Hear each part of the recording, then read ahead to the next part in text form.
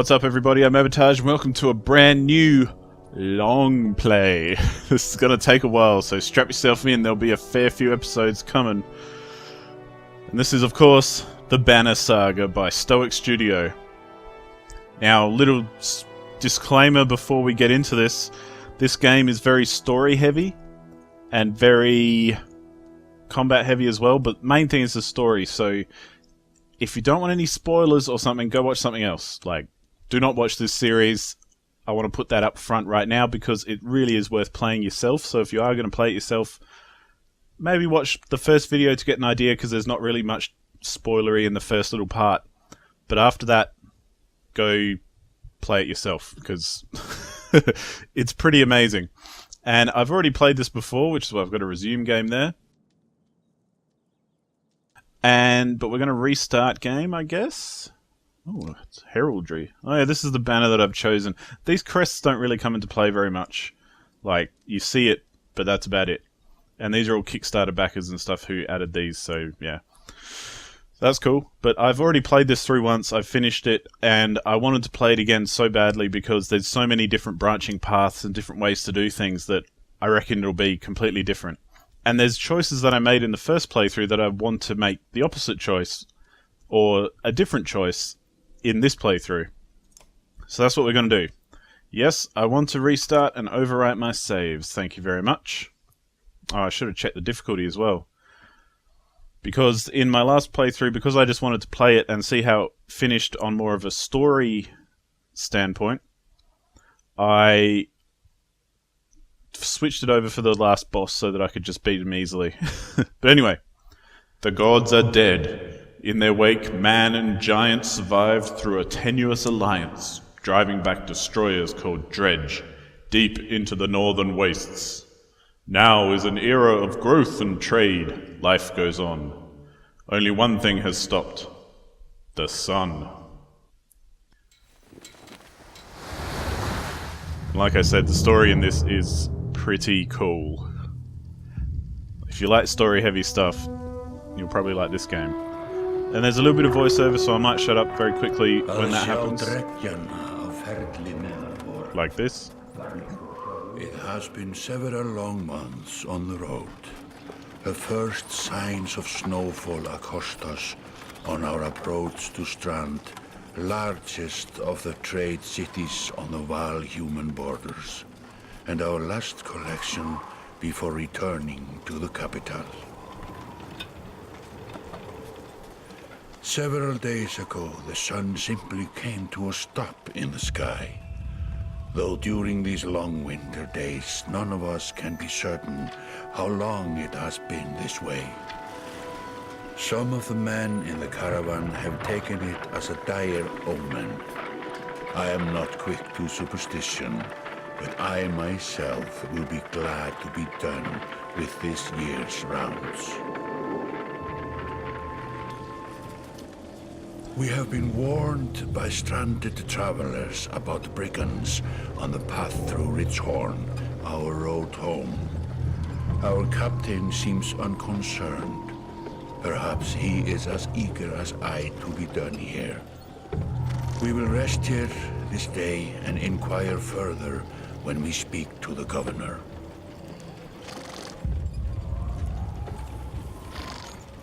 I mean, check out the art. The art's beautiful. 3 things I love about this game: the art, the soundtrack, and the story. And the combat as well, so I guess 4 things.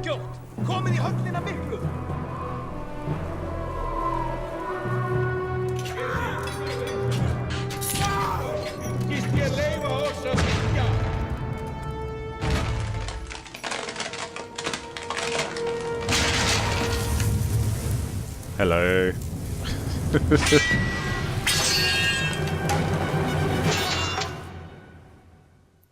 So this is probably going to dump us straight into the tutorial, which is cool because it'll help explain what's going on. But we'll rush through it anyway because I've already done it and tutorials are a bit boring, so we can pick it up as we go along. But essentially this is the battle screen. Okay. Yep, cool, whatever. So basically it's a turn-based battle system. Okay, so I'll have to follow the tutorial, but essentially it's saying this is the turn order down the bottom left here. These are my guys. Before you can do anything, you can either move first and then attack, or you can just attack straight away. So of course we want to move. If it's within the blue areas, it's not going to cost us any willpower, which if we turn on the shields, this shows us a whole lot of information, but the yellow bits above it, I don't know if you'll be able to see it in the resolution that this video is in, but there's a little number in the yellow above their flags, which is the willpower. So to move to this yellow spot, it's going to cost us a willpower. So then I can click on this dude, and essentially you compare my attack rating, like my strength, with their armor. So, and that determines how much damage I'm going to do. So on this guy I can do 5 damage because I've got 9 strength and he's got 4 armor. So 9 minus 4 is 5. And he's only got 5 life left.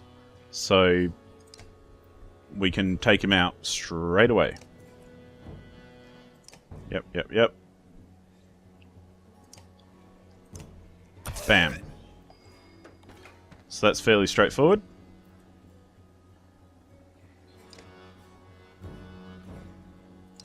Okay, now it's the enemy's move. But because I've got 11 armor and he's only got 9 strength, that's why he didn't do much damage to me.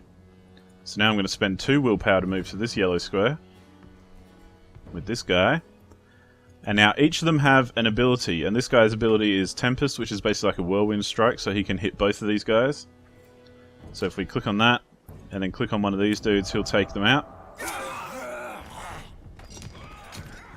And then once there's only one enemy left, you can see the turn order down the bottom.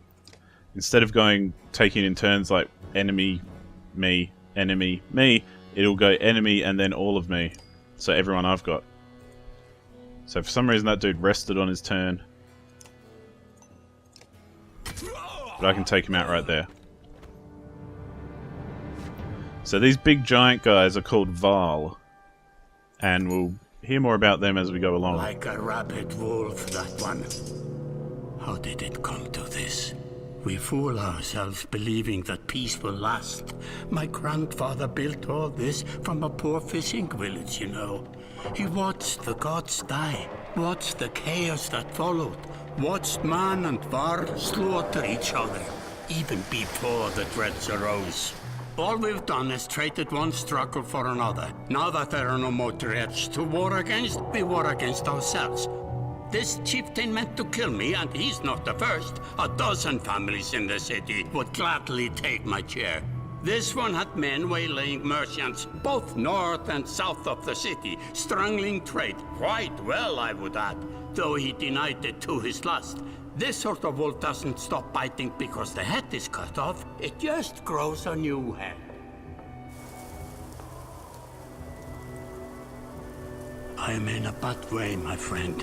Help me finish this fight, and I'll gladly send you on your way with double our king's tithe. Take any men you need. They're loyal, I promise you that. They will meet you down in the proving grounds.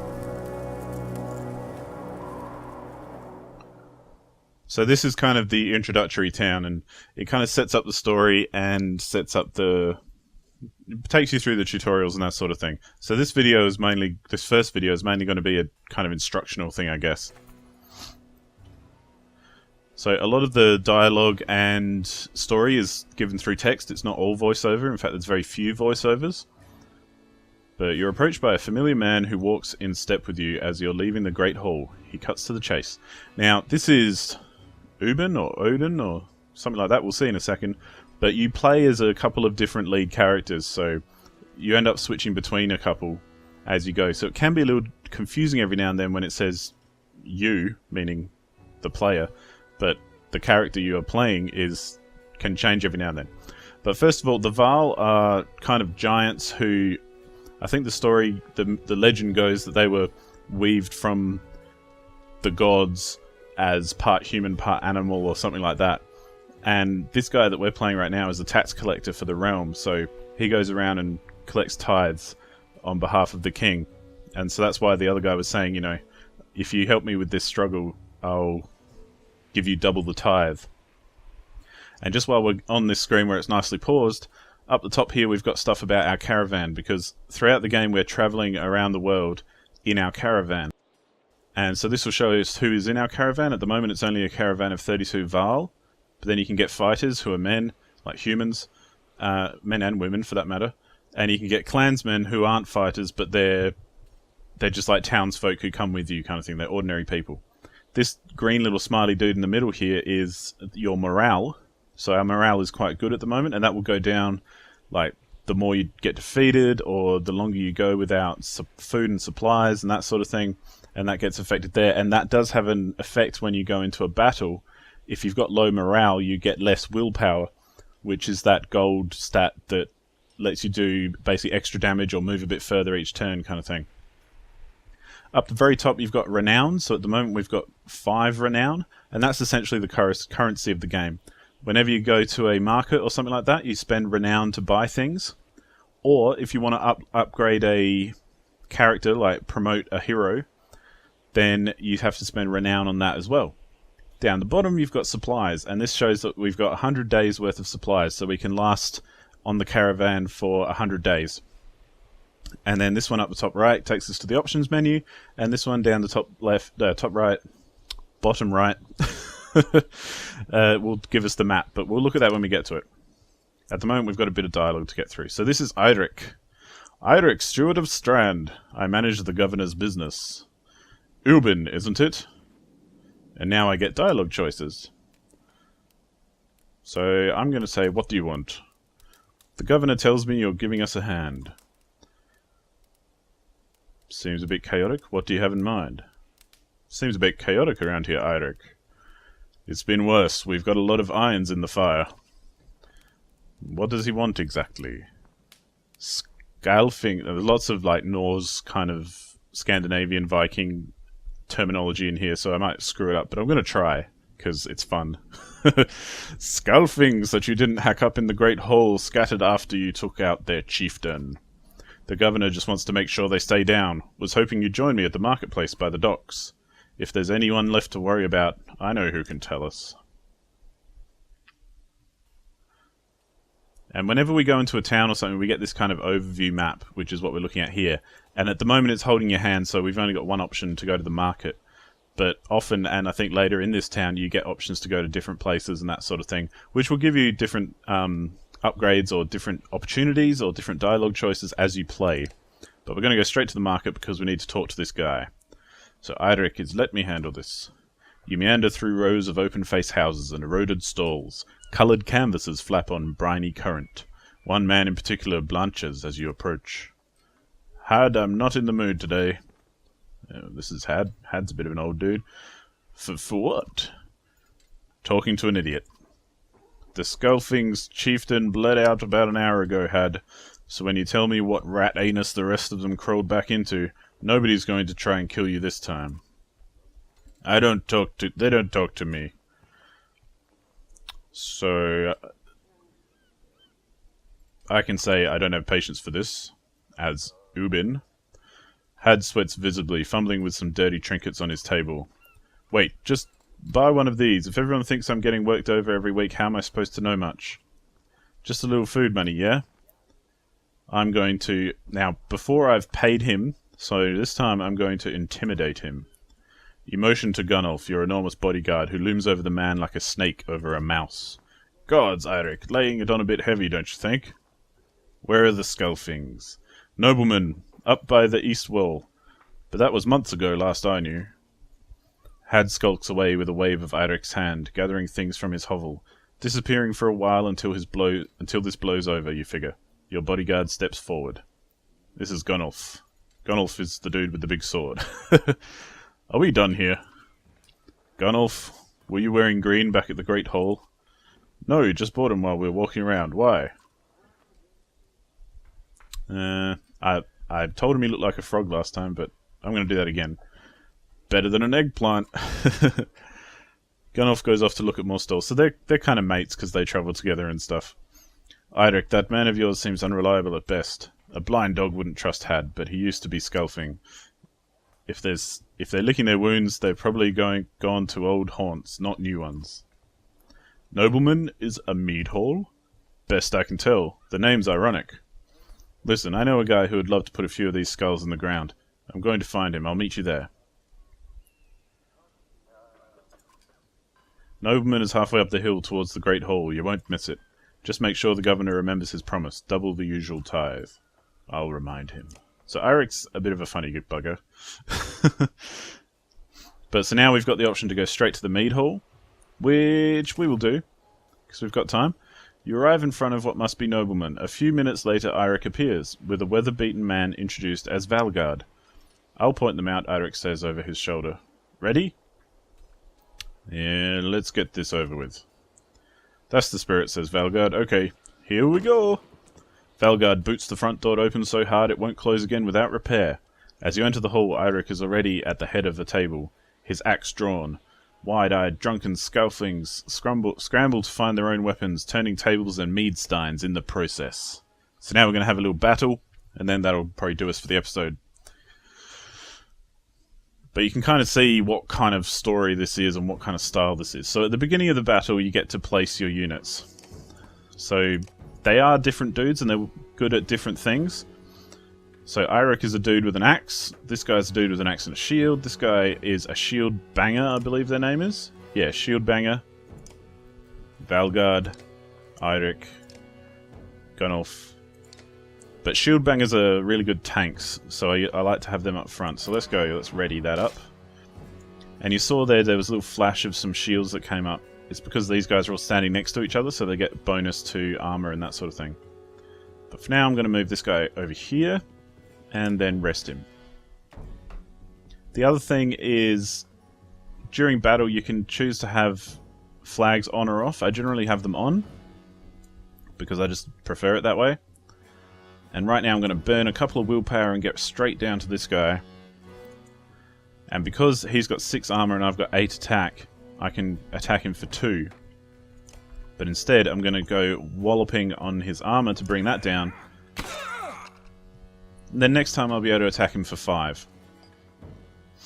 And we'll bring our shield banger down, and we're going to come straight down here and have a go at this dude. So again, because he's got 6 armor and we've got 9 attack, we can hit him for 3.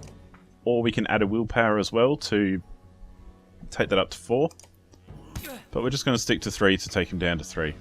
Because essentially, there's a bit of strategy in how much you hit them for, because is it worth hitting them for a higher amount when you're only going to take down half of their health anyway, so you're not going to be able to kill them in one swoop.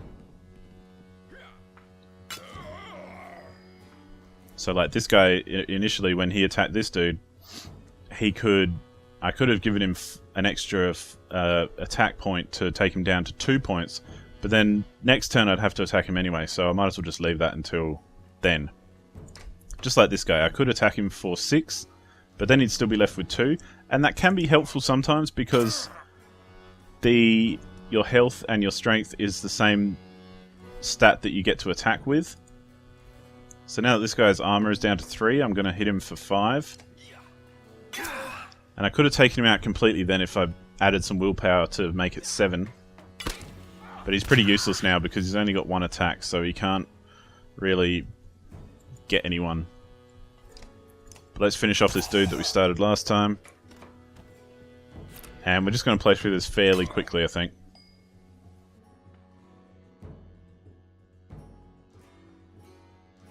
But because we've got 2 guys next to each other, we're going to do this attack.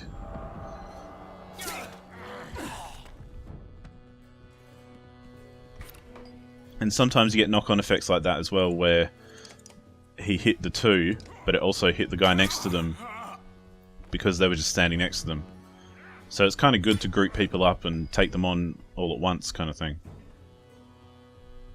It actually helps. So I'm going to bring him in behind this guy. And yeah, let's attack him.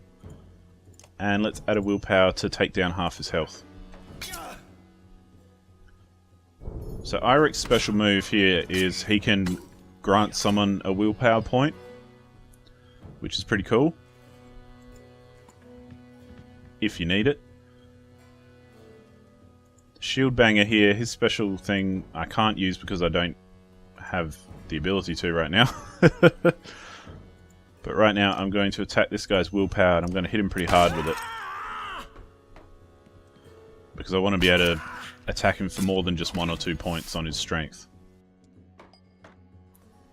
Okay, so I reckon we'll go for another whirlwind here. If we can, yep. Special attacks do take willpower. So you have to be aware of how much willpower you have and how much you have to spend. Now this is where it can get a bit confusing because you can see the display here is getting a bit clogged up. And I can take out this guy in one move.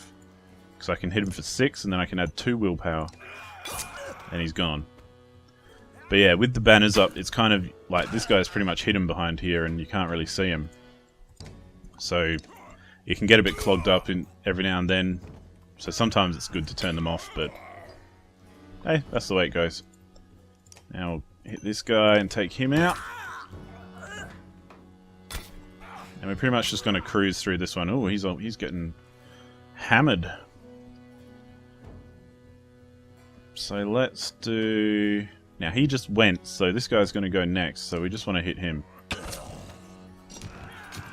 So now that there's only one guy left, we've got pillage mode, so it means I can bring him over here and take him out straight away. And that's that. That's a battle. And you can see through there I got a few promotions that'll come up here. So Gunoff got a promotion. And we got a bunch of renown, which is always good because that's the currency. So let's continue. And I'm going to leave it right here for this episode, but thank you so much for watching. I'm sorry it was a bit of a long one, but there was a bit of explanation in there as well. As I said, from now on, it's going to be very story heavy, and we're going to give away everything, so if you don't want any spoilers or anything like that, please do not watch this series, and go watch something else, and maybe come back after you've played it yourself to see the difference and different choices and that sort of thing, because it really is interesting. But yeah, thank you so much for watching, and I'll see you on the next episode. Goodbye!